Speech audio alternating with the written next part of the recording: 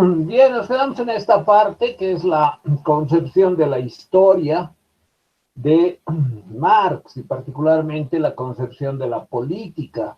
Es decir, hemos visto cómo en la filosofía de Marx la historia es el escenario en el que se despliega la lucha de clases y desde el modo de producción esclavista, desde el patriarcado, la familia monogámica, el Estado, las leyes, el sistema político y las transformaciones que hubo de estas partes de la sociedad hasta el capitalismo, se ha dado una secuencia de formas de explotación, de formas de opresión y de beneficio económico, pero también político y social para los poderosos, para quienes se han impuesto en la sociedad y han ocupado un lugar determinado como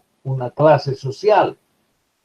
Hemos visto también que los cambios no han sido, por decir así, espontáneos, sino dirigidos siempre por una voluntad política de transformación de las relaciones y por una voluntad de construir una nueva realidad diferente a la imperante, con un predominio siempre de algunos sobre muchos.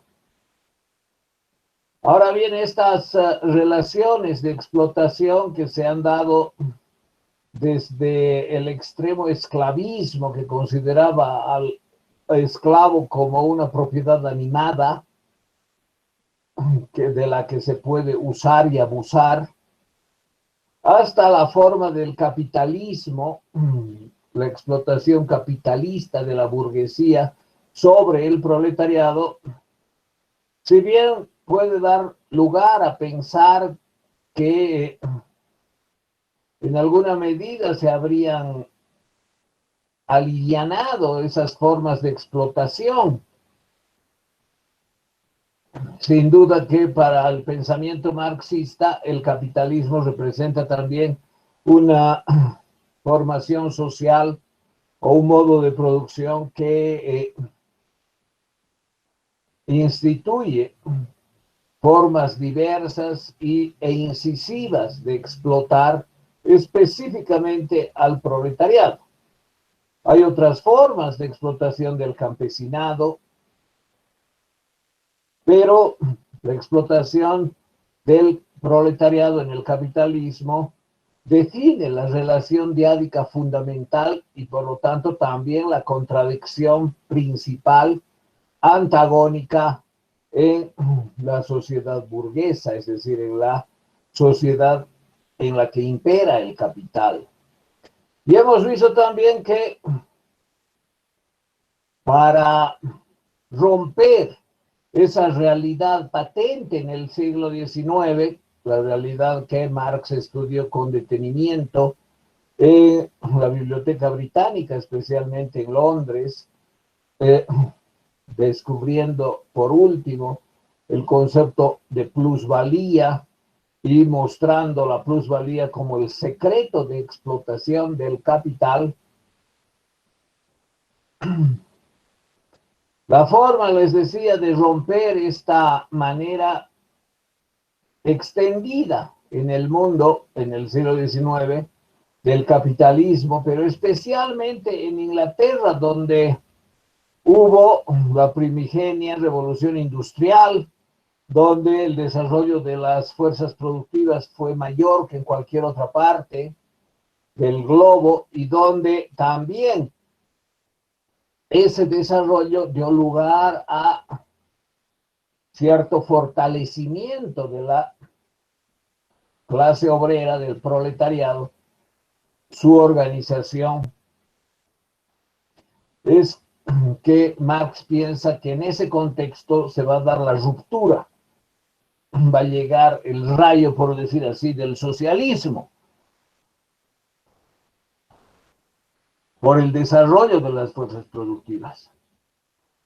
Y no sin violencia, es decir, con ejercicio de la violencia, se va a construir primero el socialismo y en visión estratégica a largo plazo el comunismo universal.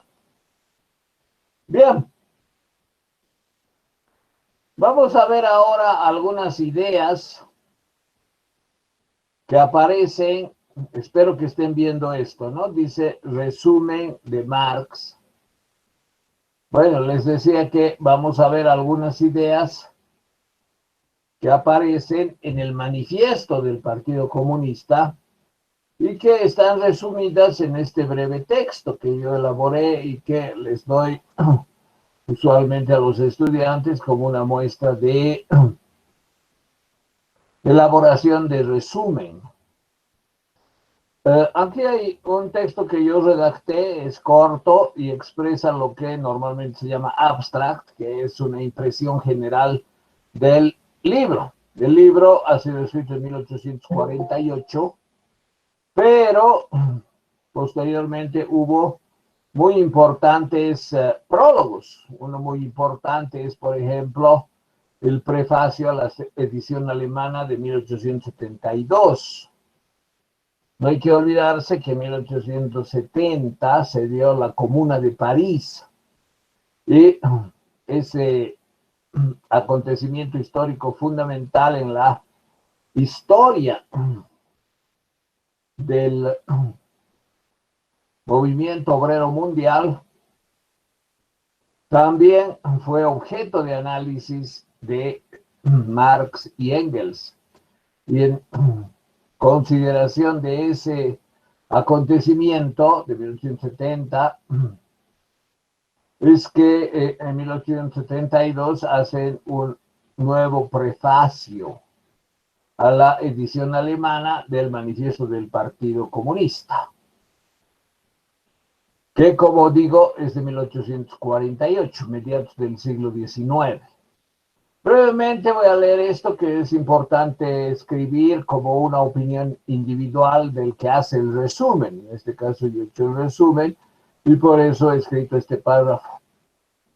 La visión política fundamental de Marx y Engels está expuesta en el Manifiesto del Partido Comunista, redactado en 1848, que contiene enunciados radicales y enfáticos. Sus principales tesis refieren contenidos como los siguientes. Entonces, la contextualización, 1848, y después la presentación de sus principales ideas. La visión dualista de la sociedad capitalista. Lo que les expliqué, ¿no? No es posible una sociedad en que todos ganen. Es inherente al capitalismo la existencia de dos clases sociales que no van a conciliar jamás sus intereses y que van a estar siempre en lucha, a veces de manera muy abierta, muy frontal, y otras veces de manera más encubierta, más disimulada. Pero en el marxismo no hay una visión integradora de la sociedad, es decir, que se integren las diferencias, que se alineen los intereses en una sola conjunción de los mismos, ¿no? Siempre va a haber un dualismo, una relación diádica, nosotros contra ustedes.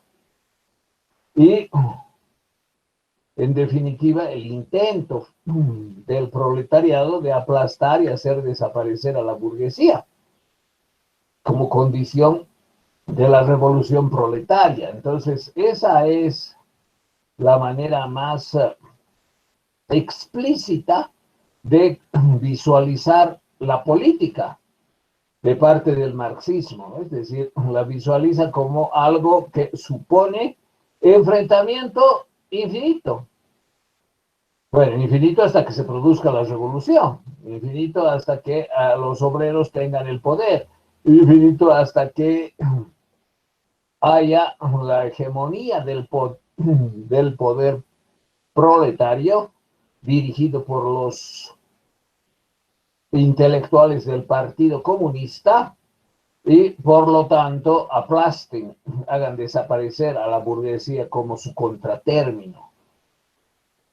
Bueno, esa es una de las tesis fundamental para la filosofía política. Gracias a la acción de destrucción violenta del viejo orden y a medidas básicas de carácter constructivo impuestas por la fuerza de la revolución. Es decir, supuestamente se destruye a una clase, se la elimina, se la hace desaparecer, se deporta a los miembros de esa clase, se los ajusticia, es decir, se los fusila u otras medidas, encarcela de por vida a los miembros de esa clase, supuestamente porque es una necesidad, porque mientras sigan vivos constituyen un peligro, mientras estén aquí constituyen un peligro, hay que eliminarlos, hay que expulsarlos, hay que encarcelarlos de manera definitiva para neutralizar su influencia.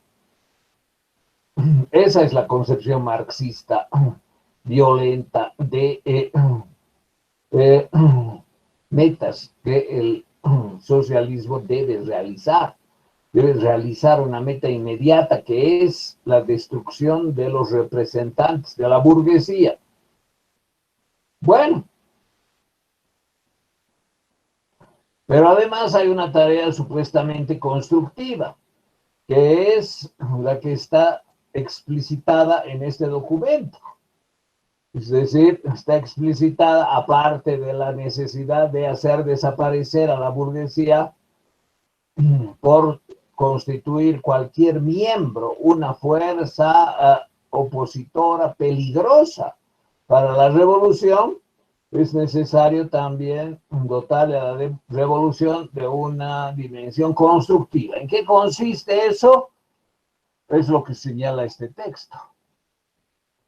Precisan Marx y Engels la labor del Partido Comunista en el proceso de destrucción del capitalismo y de construcción del socialismo, papel eminente de dirección política de la clase obrera. Supuestamente, quienes van a hacer esto son los miembros del partido que lidera la revolución, construyendo el socialismo y dirigiendo, fíjense, a los obreros, es decir, los obreros no se dirigen ellos mismos, sino son los intelectuales quienes los dirigen, los de pensamiento esclarecido, supuestamente, los de ideología plenamente orientadora de las acciones, aunque no está asumida como una ideología, sino para algunos como la ciencia de la revolución.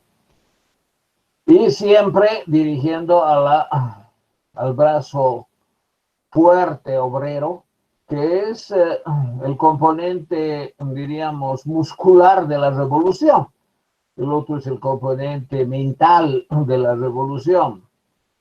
Entonces, gracias a la mente de los dirigentes, gracias a la mente esclarecida y lúcida de quienes abrazan el marxismo y son los principales dirigentes del Partido Comunista, especialmente la musculatura obrera va a llevar adelante las tareas de destrucción y de construcción. De destrucción del antiguo régimen, del capitalismo, de destrucción de la clase emblemática que representa lo que es el capitalismo, y esa clase es la burguesía sin duda. Y por otra parte, la labor también constructiva de establecer los cimientos de la nueva sociedad supuestamente socialista y proyectada al comunismo universal. El texto deslinda con gestos dogmáticos las deficiencias y los errores de las ideas socialistas prevalecientes en Europa a mediados del siglo XIX. Es otra tarea de Marx en la que se empecina durante años, décadas, que es la de señalar los errores de otros socialistas. El libro La ideología alemana, que no se publicó en vida, de Marx y Engels, y que son 600, 700 páginas, de explicitación de las ideas de los socialistas de su tiempo, aparte de otros textos, ¿no? Como por ejemplo el folleto que hemos hablado, que se titula Del socialismo utópico al socialismo científico, folleto escrito por Engels, muestran este empeño de los dos autores en mostrar que la única teoría verdadera, científica y útil para el desarrollo de la lucha proletaria sería la ideología de Marx y Engels. Ninguna otra, ni las tendencias anarquistas a las que ambos detestan hasta el extremo. La principal oposición, por decir así, en la izquierda al marxismo clásico ha sido siempre del anarquismo. Y hay otras posiciones que ellos caracterizan también como erradas y que las resumen en distintos textos y que habrían sido superadas, habrían sido finalmente corregidas gracias a los escritos de Marx y Engels. Y esas son muchas ideas, llamado verdadero socialismo, por ejemplo, o las concepciones de Bruno Bauer y otros pensadores de la época en Alemania, dan lugar a que, según Marx y Engels, estos autores no tengan muy poco valor. Siempre hay algo que vale, ¿no? Siempre hay algo que aprecian, alguna idea, pero en general estarían fuera de una expresión ideológica completa que se pueda asumir como útil para el movimiento obrero en el mundo, y especialmente una concepción verdadera de la realidad del capitalismo y de la necesidad de su transformación. Estas ideas son caracterizadas como contrarrevolucionarias. Esto es muy frecuente en el paradigma marxista, ¿no? Si uno no se somete a las ideas de alguien que tiene cierto poder, es un contrarrevolucionario, es un agente de la burguesía, es cualquier epíteto que muestre que se lo descalifica. Es decir, lo que más caracteriza al marxismo es su dogmatismo. Nosotros tenemos la verdad, nosotros no nos equivocamos y nosotros descubrimos el error en el resto de la humanidad, mostrando nuestro pensamiento, nuestro sistema como la verdad definitiva e incuestionable, y quienes se atreven a hacerlo son contrarrevolucionarios, siervos, sirvientes de la burguesía que solo buscan generar ideas ficticias, falsas concepciones, que buscan inmovilizar a las fuerzas vivas revolucionarias que pretenden el cambio social y político, y que en definitiva aparecen como expresiones contrarias a la revolución. Entonces, son ideologías que las tipifican Marx y Engels como reaccionarias, conservadoras, utópicas. No se olviden que Engels critica mucho el utopismo, ¿no? ¿De qué sirve soñar si no se sabe cómo vamos a lograr el sueño? Ese es el argumento marxista en el fondo, ¿no? Los que sueñan en realidad invitan a una letargada aceptación de la realidad,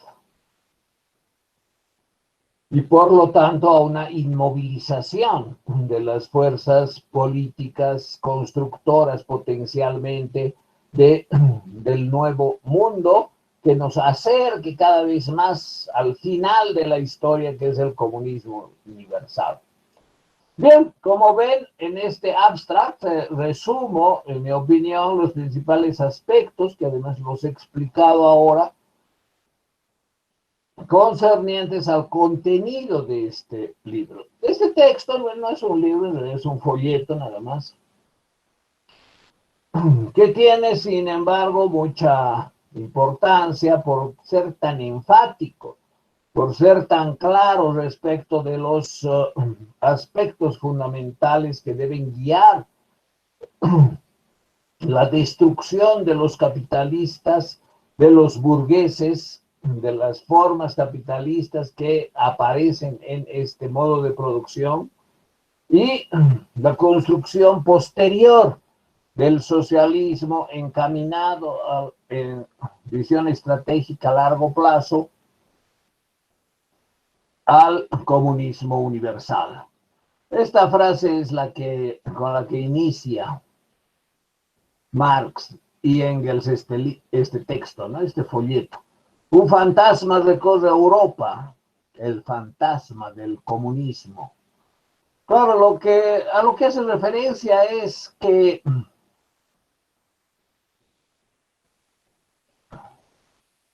en las diferentes instituciones, organizaciones que crearon los obreros en los países donde el capital se desarrolla más intensivamente,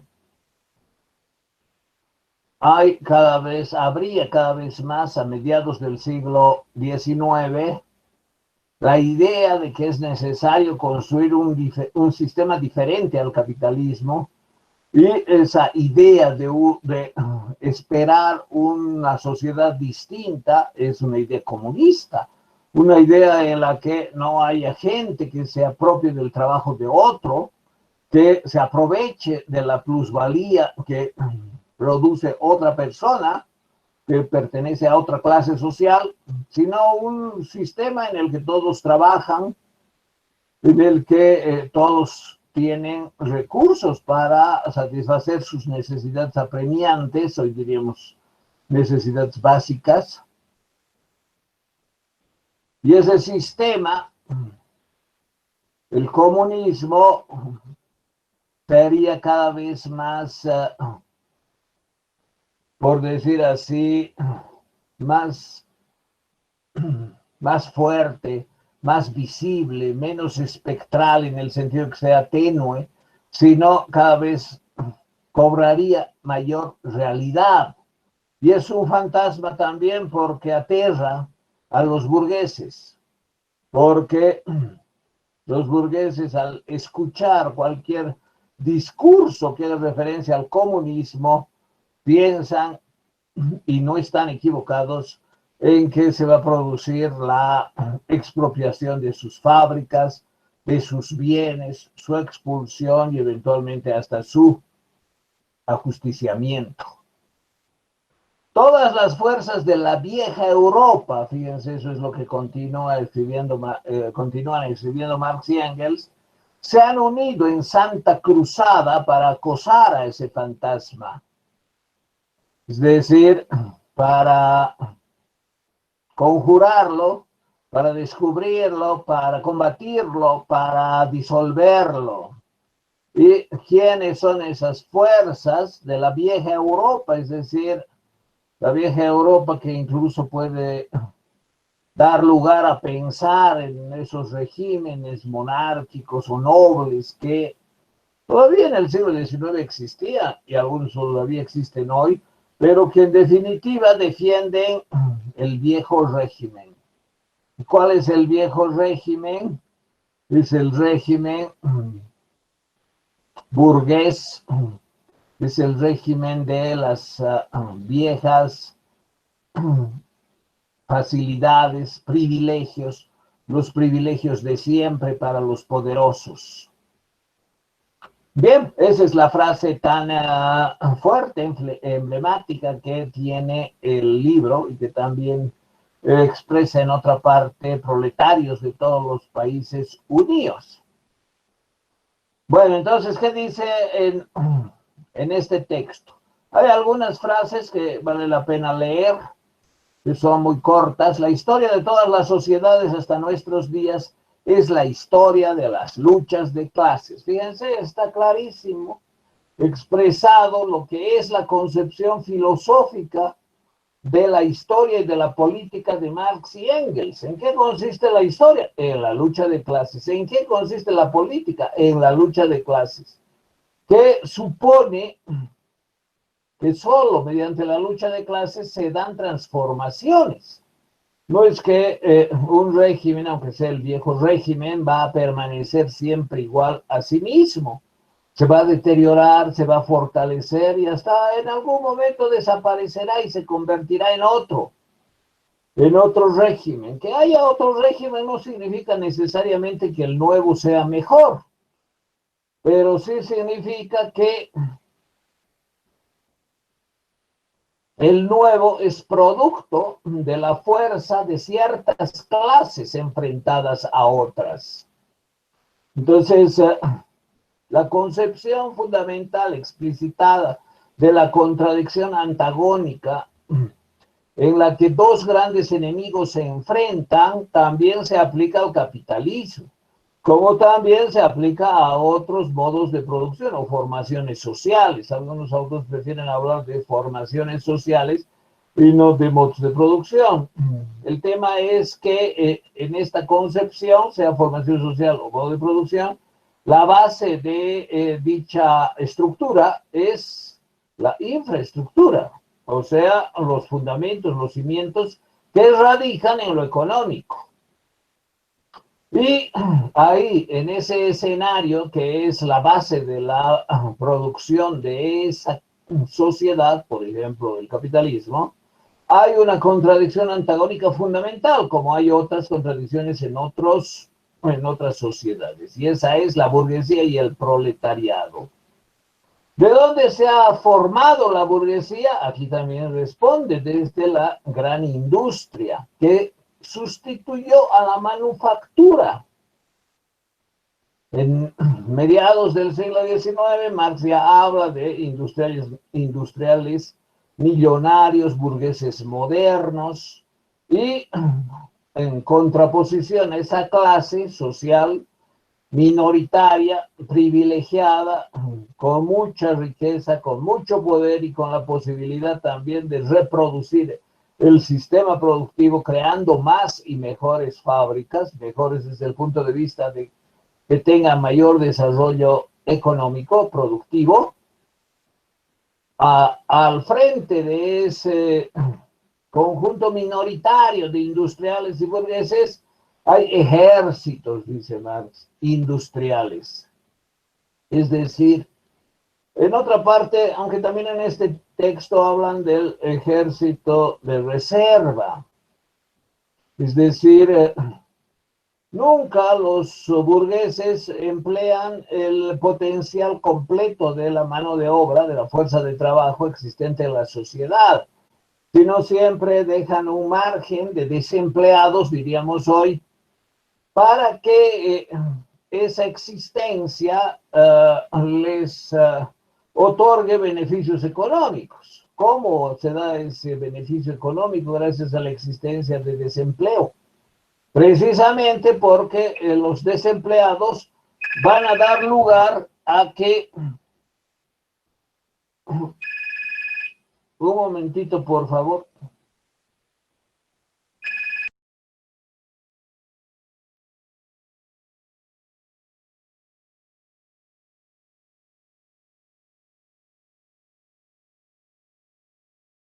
Bueno, continuamos entonces.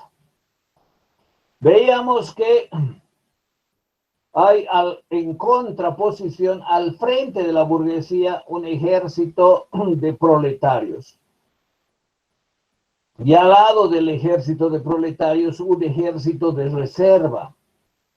¿Qué beneficios ocasiona que haya este ejército de reserva? Es decir, la imposibilidad de que el sistema haga empleo perfecto. ¿Cuál es el empleo perfecto? Que no queda fuerza de trabajo latente, desempleada, sino todas las fuerzas productivas son empleadas en el proceso de producción.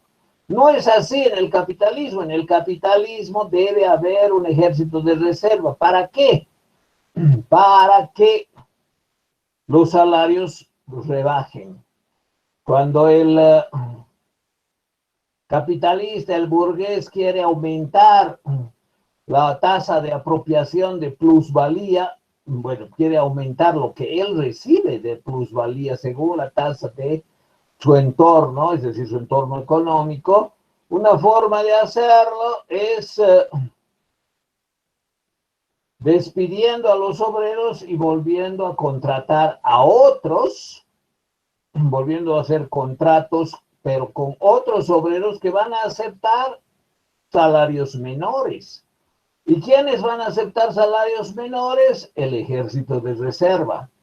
Es decir, tienen tal necesidad, no tienen otra opción de sobrevivencia que trabajar por migajas, que van a aceptar cualquier oferta de salario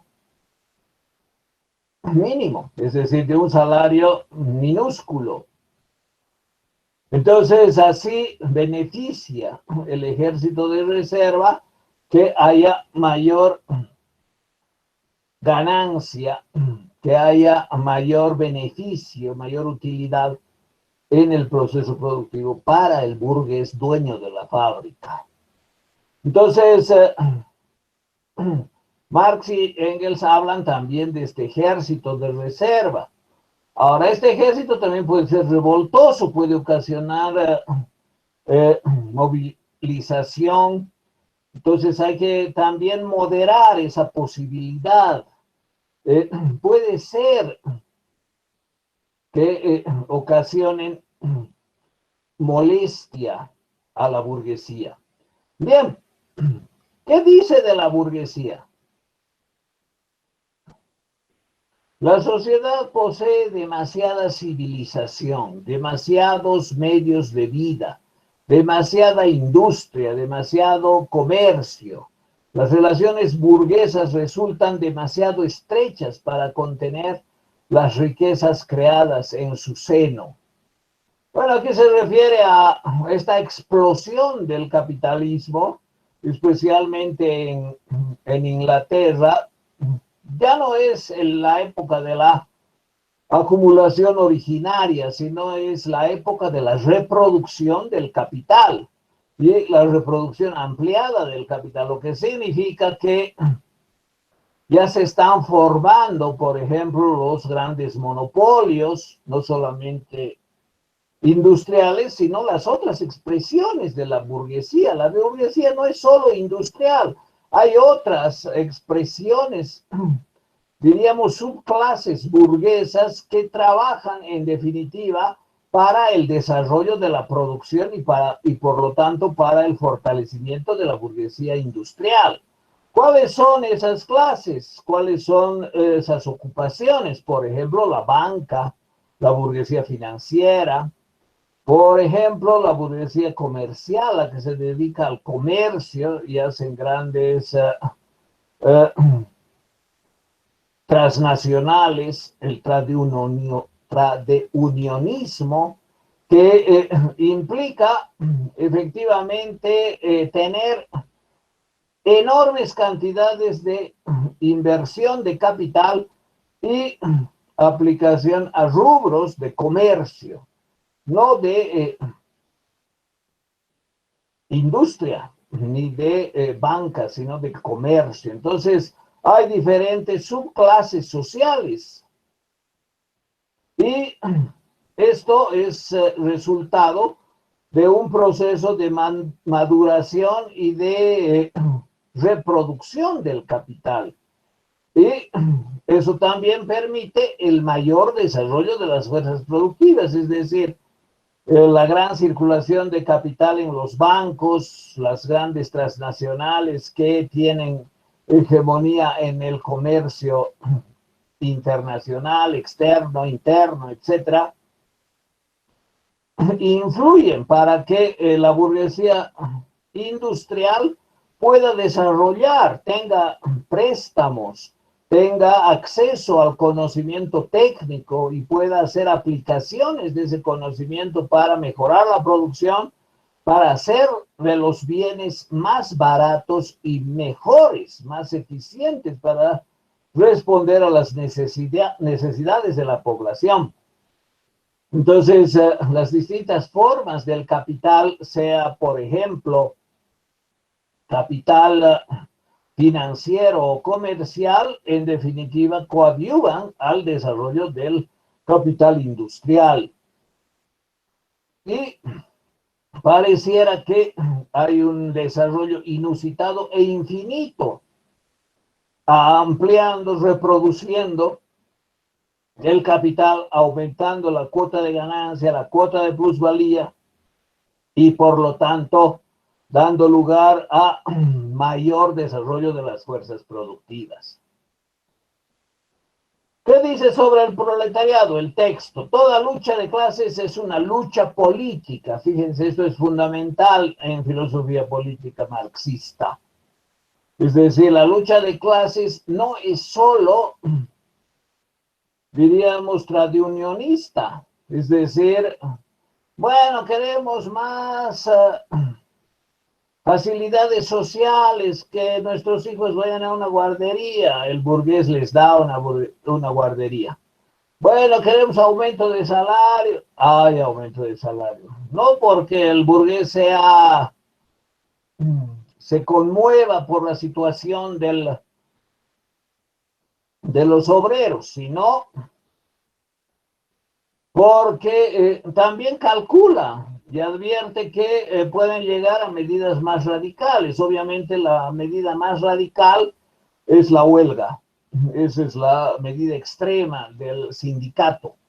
Y esa es la situación extrema de la lucha de clases en el plano económico-social. Es decir, de una clase social que busca mejorar la situación de sus miembros. Y se supone que los representantes de estas clases sociales no se venden, no son cooptados, no son sobornados, no son chantajeados, sino responden a los intereses, a la fuerza de sus representados. Y eventualmente las decisiones que toman son también acciones en las que van a participar la base a la que representan, los demás obreros. Entonces, con una dirigencia honesta, capaz de enfrentar las situaciones más difíciles y llevar adelante acciones de movilización contra el burgués. Esa es la característica de la lucha de clases en el plano social y económico. Pero esa lucha también puede convertirse y adquirir una fisonomía política claramente evidenciada. ¿Y eso qué significa? Que llega un momento en que el burgués ya no puede responder a las demandas por diferentes razones, porque va a disminuir sus utilidades, la apropiación de la plusvalía, porque está viendo que la situación se le va de las manos y cada vez más hay mayor control de muchas cosas de parte de los obreros. Y eso no puede ser, porque así peligra el propio sistema, ese sistema de propiedad privada de la fábrica, que obviamente otorga beneficios económicos, en primer lugar, solo al burgués y su familia.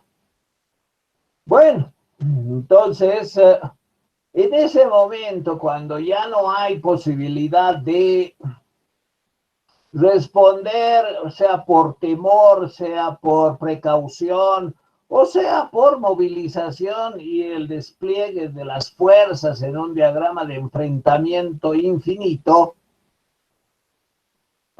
cuando ya hay limitaciones para acceder a las demandas obreras, la lucha económico-social adquiere más claramente carácter político. Siempre la lucha de clases es también política. ¿Eso qué quiere decir? Que aunque busquen, supongamos, una guardería, los obreros, hay una demanda de insatisfacción con el sistema.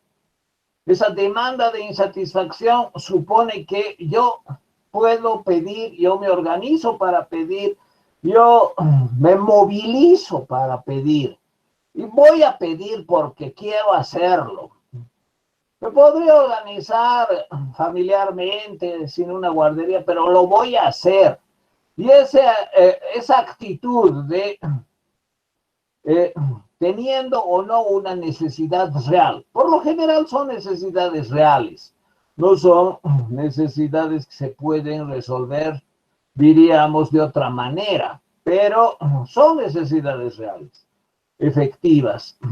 Pero el deseo de expresarlas, de movilizarse y de afirmar la posición contra el burgués y decirle, esto queremos que nos dé, no es solo por el hecho de conseguir ese beneficio, ese servicio o lo que fuera, sino es una actitud política de decir, queremos expresar nuestro rechazo y lo hacemos de esta forma, buscando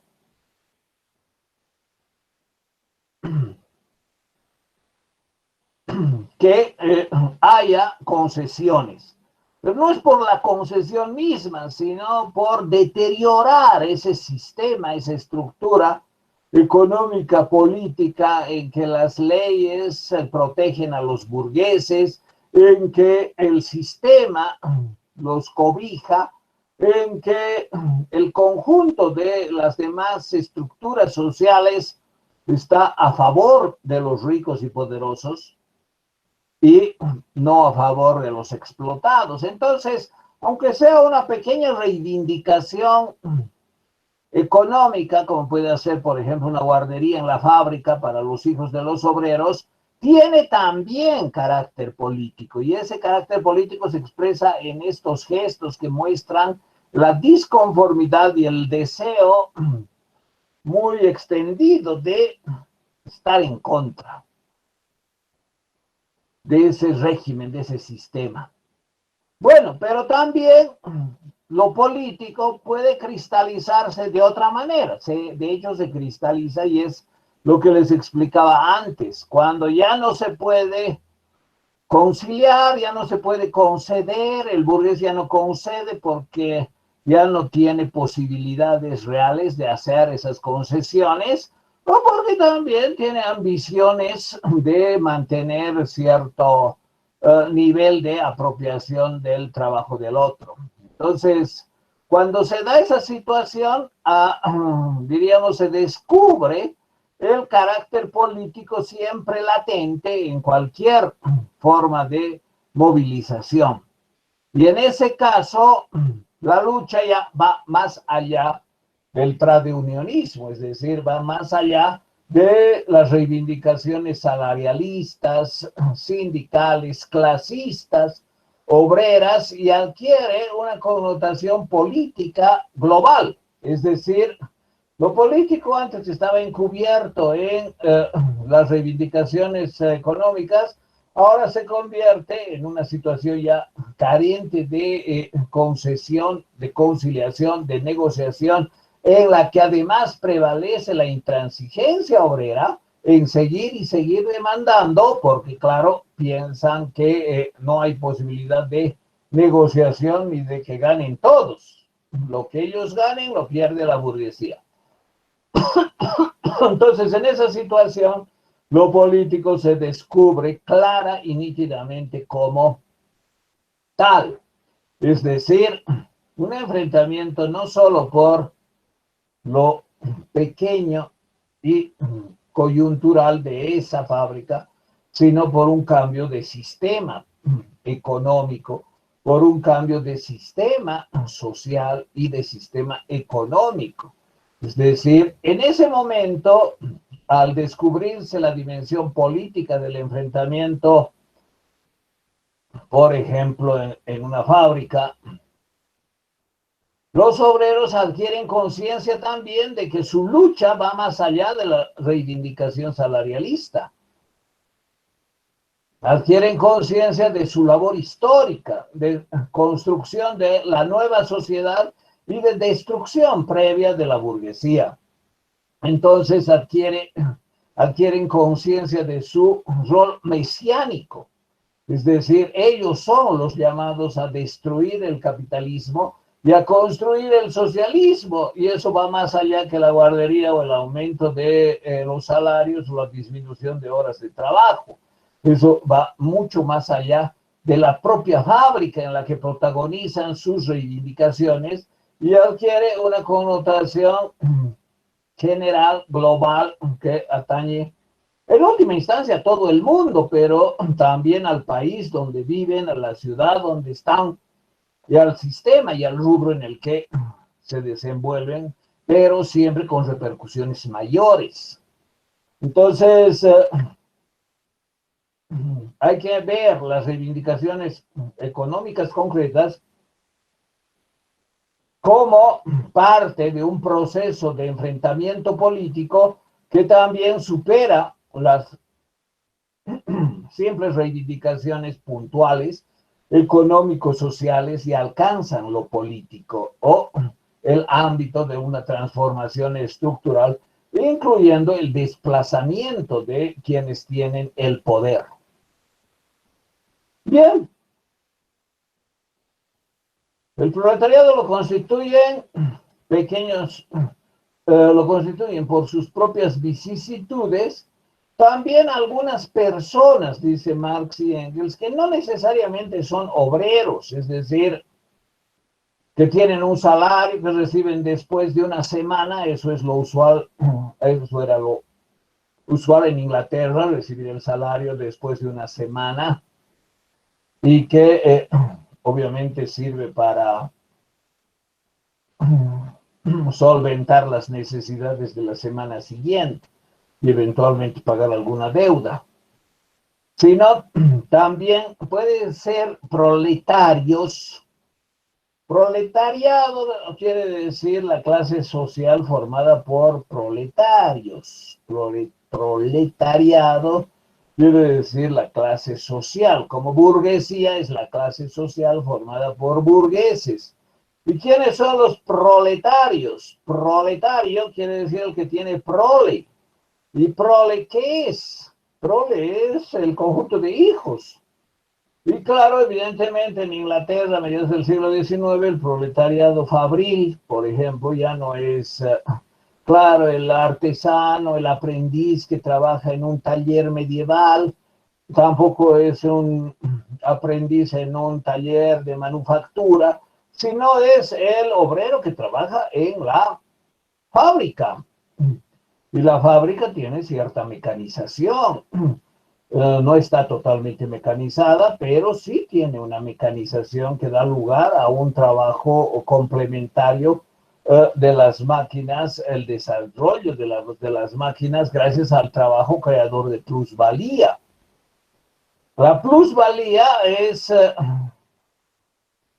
el valor agregado a la mercancía que no retorna al obrero y que es apropiado por el burgués o la burguesía o el dueño de la fábrica y que tampoco se incluye dentro del tiempo de trabajo socialmente necesario para reproducir la fuerza de trabajo del proletario. Bueno, proletario quiere decir el que tiene prole, eso quiere decir el que tiene hijos, y a mediados del siglo XIX los obreros tenían muchos hijos por varias razones.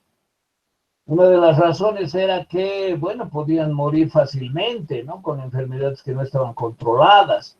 Por otra parte, trabajaban desde niños y aumentaban los ingresos familiares. Si bien demandaban satisfacción de necesidades específicas desde su nacimiento, también desde muy temprano coadyuvaban a la economía familiar trabajando y a veces más horas que los adultos y siempre por menos salario. Bueno, entonces el proletario es el que tiene muchos hijos y tiene muchos hijos para la reproducción de la misma clase social. Contando los hijos que se mueren, contando los beneficios que traen los hijos en cuanto a salario por trabajo infantil, contando la posibilidad de que puedan hacer otras labores en la misma casa, porque bueno, educación no hay, El obrero es el que puede hacer, según las condiciones medias de habilidad de cualquier persona en ese momento, las tareas correspondientes. Entonces, no se incluye, por ejemplo, la capacitación técnica para labores técnicas. Eso está fuera del proletario. El proletariado es el que puede, el proletario es el que puede hacer tareas medias con un conocimiento también medio relativamente bajo, es decir, porque la media, ¿qué significa? Significa algunas tareas con conocimientos elementales y a veces ni siquiera con esos conocimientos. Saber leer y escribir, bueno, está bien, es deseable, pero también puede haber algunas áreas en que no es imprescindible y por lo tanto son obreros analfabetas. Bueno, entonces les decía que el proletariado es este conjunto de personas que solo tienen para su subsistencia la posibilidad de vender su fuerza de trabajo. ¿Qué es la fuerza de trabajo? Que yo puedo trabajar, que yo puedo hacer esto, que puedo meter en la caja los zapatos que produce esta fábrica y puedo hacerlo a la velocidad exigida durante 8 horas. Bueno, de las 8 horas es posterior, es un proceso largo de lucha proletaria hasta conseguir a nivel mundial, relativamente, ¿no? Porque eso tampoco se cumple del todo, la condición de máximo trabajar 8 horas diarias. En el tiempo de Marx, 12 horas, 10 horas, trabajo femenino, trabajo infantil, existía. No como la época de acumulación originaria, que fue la peor, que corresponde al tiempo del siglo XVII, XVIII, en que se dio además la gran afluencia de recursos de América a través de España. Los españoles fueron incapaces de retener para sí, aparte del Escorial, donde está concentrada gran parte de la riqueza americana, para sí su propio desarrollo económico, la riqueza de América, más fluyó hacia Inglaterra. Y bueno, el hecho de que haya esas condiciones de trabajo, hay un libro también de Engels que titula La situación de la clase obrera en Inglaterra.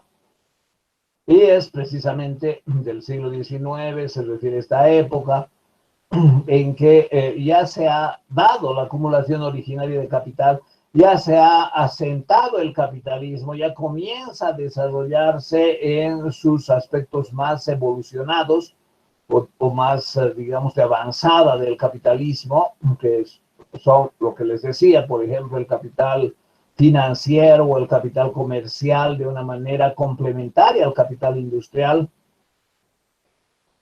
Bueno, en ese contexto, la mayoría de los obreros o de los proletarios, los que tienen gran cantidad de hijos para reproducirse como clase social, con los hijos que se van a morir, los que van a ayudar después de unos 30 años o 20 años, bueno, pues serán los hijos los que continúen siendo obreros.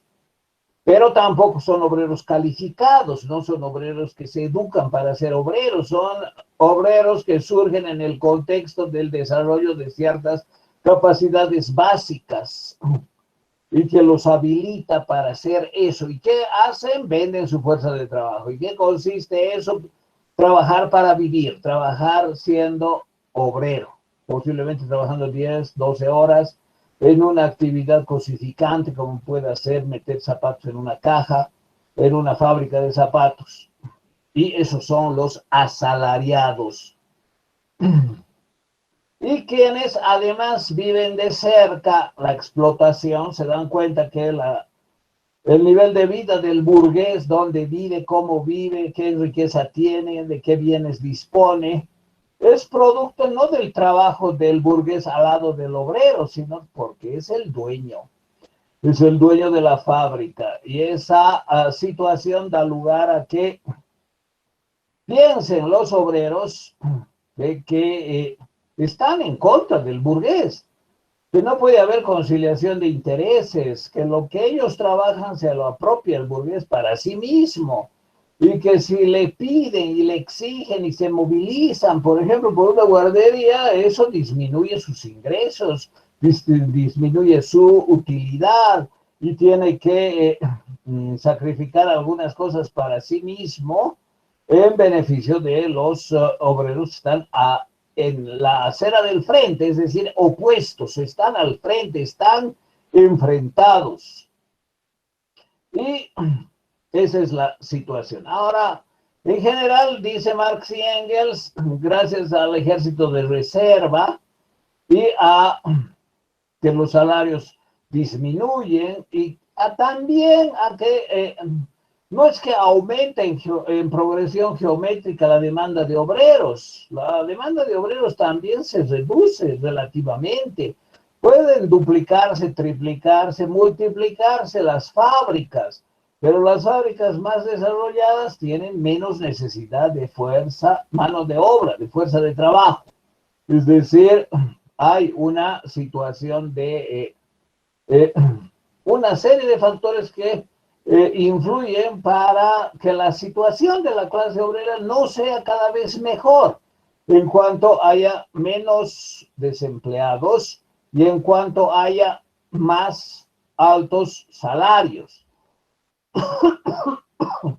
Por esa situación también hay mayor tendencia por el ejército de reserva y lo que conceptualmente se llama la depauperización de la clase obrera, es decir, que sean cada vez más pobres por el ejército de reserva, por el desarrollo de las fuerzas productivas, por el incremento de la tasa de ganancia para el burgués, da lugar a que se den cuenta los obreros que comparativamente existe la tendencia a ganar menos, a trabajar más, a producir más para el burgués. Y eso incrementa su, diríamos, espíritu no revolucionario todavía.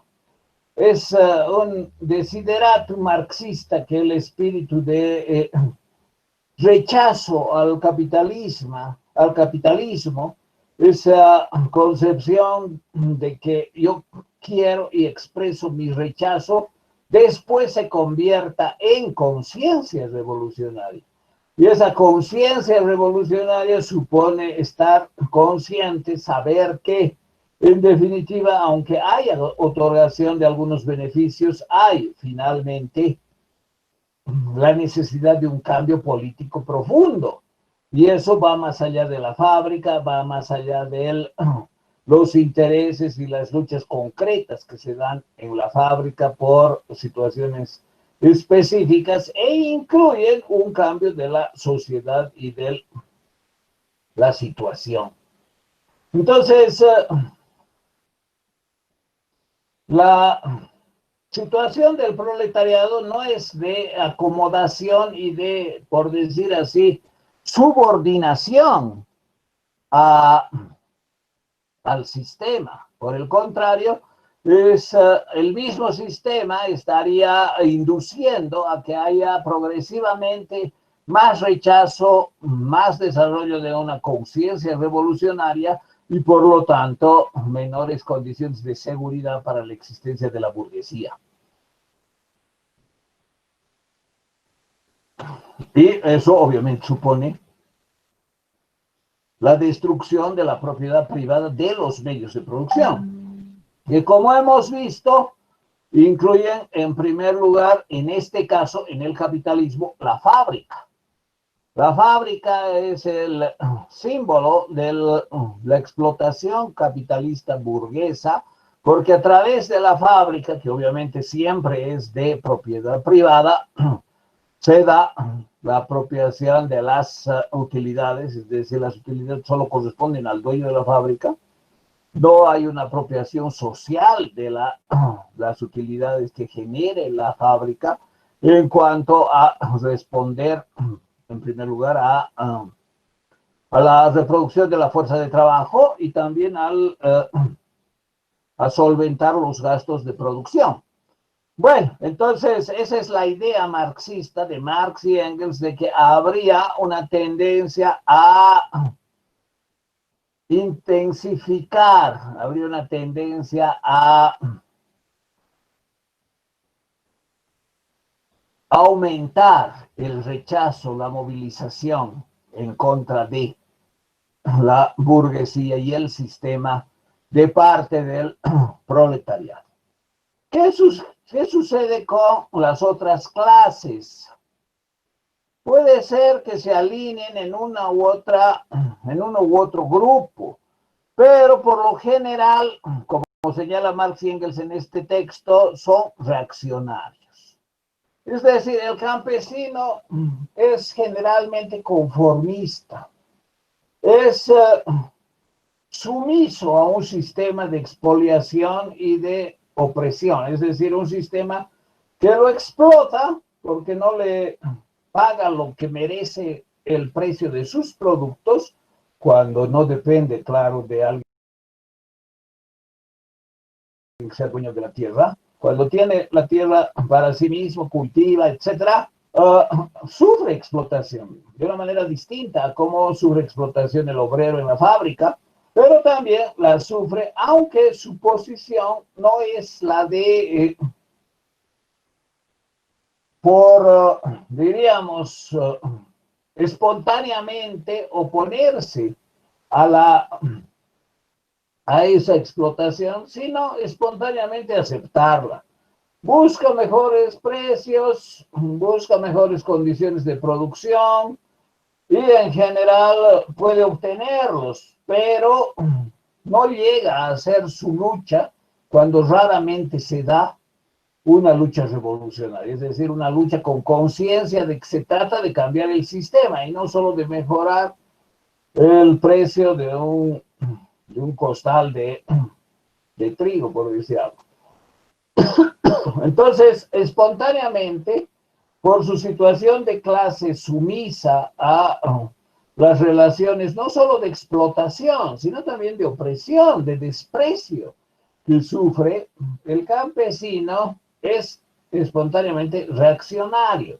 Es decir, no se va a sumar de forma entusiasta a la lucha de los obreros en la ciudad, no lo va a hacer de manera que ponga a prueba su propia conciencia revolucionaria y se arriesgue a perder la vida en los enfrentamientos contra las fuerzas represivas, sino que va a optar por situaciones reaccionarias, es decir, mejor no extremar las luchas, mejor buscar alguna forma de ganar algo, pero que no represente gran costo, un costo de vidas, costo de tiempo, costo de energías y mantener en definitiva el status quo, es decir, lo que esté establecido estructuralmente. Bueno, los artesanos, los pequeños comerciantes y hasta los pequeños industriales que son como el remanente del dueño del taller medieval, que no tienen una gran industria, que su pequeña fábrica ni siquiera puede llamarse fábrica, que es como un taller con algunas personas que le ayudan, más sus familiares. El comerciante pequeño que se siente feliz porque tiene una vida pequeña también, y que esa es la máxima realización de su propia existencia, ellos también tienen una actitud reaccionaria. Eso piensa Marx y Engels. Los artesanos también, que trabajan en el taller del pequeño industrial, no buscan cambiar la sociedad, sino lo que buscan es mantener una situación con algunos beneficios para sí mismos, dado que han encontrado una ubicación social que les permite la sobrevivencia sin mayores aspiraciones, salvo las que eventualmente podrían tener al sentir envidia de la vida de los burgueses, sean corruptos, corroídos o no, o sean personas honestas que ganan y se apropian de la plusvalía dentro de la ley, hay otros que lo hacen fuera de la ley, y salvo tener esos deseos de ser el otro, no alcanza a movilizarse, ni a organizarse, ni a tener una conciencia lo suficientemente clara para enfrentar a los enemigos de clase. Hay otra clase que es el lumpenproletariado, que en realidad es la peor clase social, porque es totalmente venal, servil, es totalmente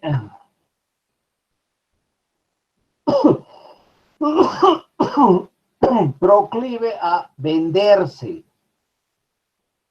y venderse a la reacción, venderse a la burguesía, a traicionar a quienes están en la lucha obrera. El lumpenproletariado no es proletariado. No es un conjunto de obreros que trabajan en una fábrica. Es gente que, por lo general, siendo desempleada, se ocupan en actividades no formales de la economía, se ocupan en actividades penadas por el régimen jurídico, es decir, actividades delincuenciales, bandidaje, bandas, grupos organizados para el crimen, y que, bueno, huyen de las fuerzas del orden de la sociedad y que son muy proclives a venderse por unas migajas a las fuerzas reaccionarias. Es decir, venderse a quienes no quieren el cambio social. También son los que hacen el trabajo sucio de las fuerzas reaccionarias.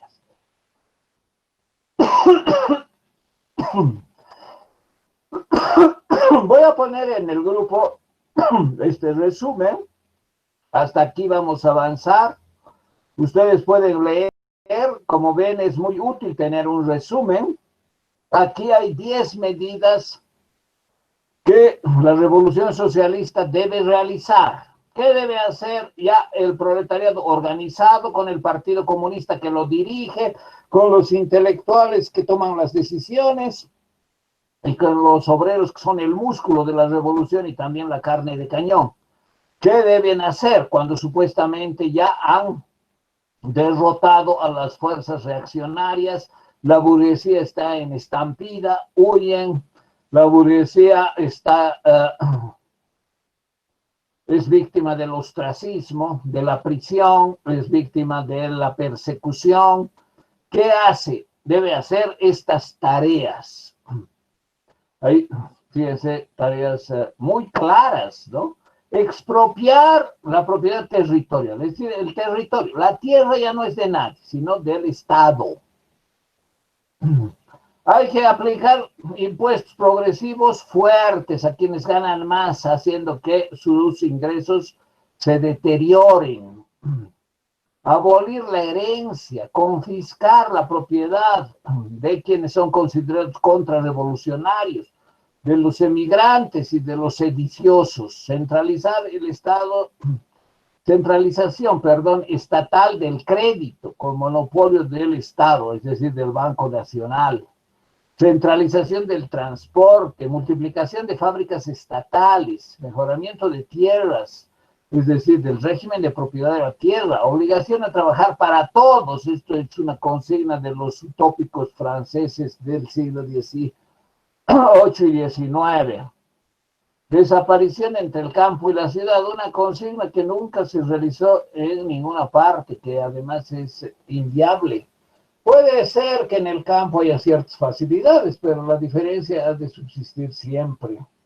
Combinación de la agricultura y la industria, lo que ha dado lugar a lo que se conoce hoy como agroindustria. El mismo dueño, bueno, en este caso el Estado, debe ocuparse de la producción agrícola y de la industrialización alimenticia, es decir, la industrialización de este rubro agrícola. Educación pública y gratuita, educación relacionada con la producción, eliminación del trabajo de los niños. Este es el programa del Partido Comunista, de la Revolución Socialista, de la ideología marxista. Hay otra obra de Marx que se titula Crítica del programa de Gotha, que es una crítica por blandengue al programa de un partido alemán que se supone que es socialista y al que identifica como un partido que no podría realizar un programa socialista real. Este es el programa socialista real y el resto del texto, que está también resumido aquí, expresa precisamente esa proyección de transformación de la sociedad con la consigna final, proletarios de todos los países unidos. Los comunistas, esto está escrito en ese contexto, apoyan por doquier todo movimiento revolucionario contra el régimen social y político existente, es decir, el capitalismo. Los proletarios no tienen nada que perder en la revolución comunista, más que sus cadenas. Tienen, en cambio, un mundo que ganar. Bueno, ese es el manifiesto del Partido Comunista. Este resumen lo voy a compartir con ustedes. Si no tienen el texto y quieren leerlo, pueden hacerlo en internet. Ahí es muy fácil conseguir estos textos.